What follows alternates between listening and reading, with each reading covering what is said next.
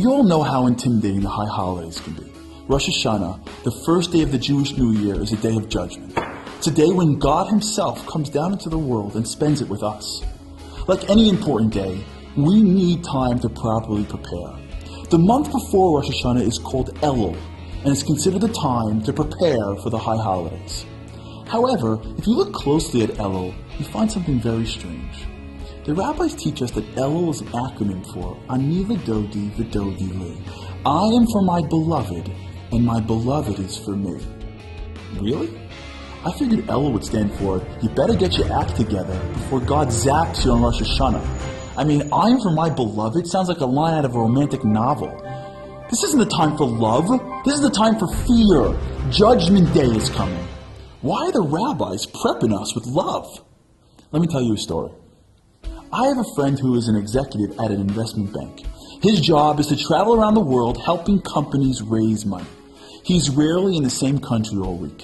One day I bumped into him and he looked a little off. Are you okay? I had a rough night. What happened? Charlie, you're lucky. Your kids are still little. Wait until they get older. What happened? So he told me. He said, you know me, Charlie.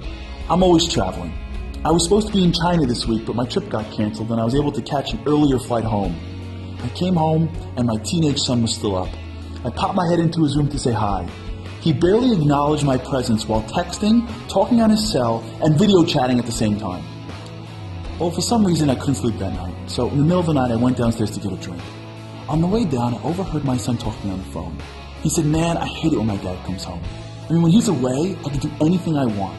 But when he comes back, I have to watch my curfew, the smell of my breath, my hiding spots. I just wish he would get back on the road already.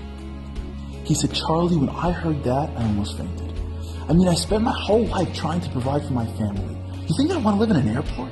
And my own son hopes that I'm not around?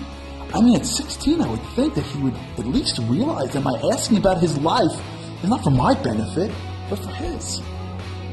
I stood in silence. I had nothing to say. He continued. He said, you know, Charlie, like I said, you're lucky. When your kids are little, as soon as they hear your key in the door, they come running. You open the door to little pitter-patters and then, Daddy's home!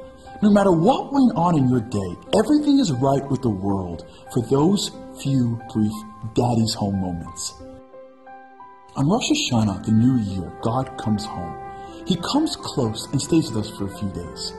And before we get into the sophistications of rules and judgments and prayer, the question we ask ourselves is, do we even want him home? I mean, do we like when he's around?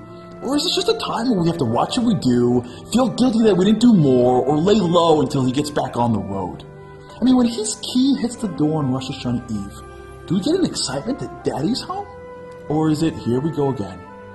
The rabbis, keenly aware of how quickly we forget that any rule, law, or custom is not for God's benefit. I mean, He's all good, but it's for ours. Start the prep month with a surprising but important message. I am for my beloved, and my beloved is for me. Yeah, love. It's about love. It's about our relationship to God, and if we're not looking forward to Him coming, well, love. Now is the time to start to rebuild the relationship. Now is the time to think about how much He gives us. Now is the time to appreciate just how amazing a real relationship is with the Creator of the entire world.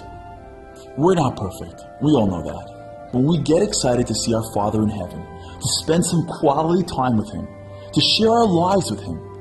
Can you think of a better way to start Judgment Day?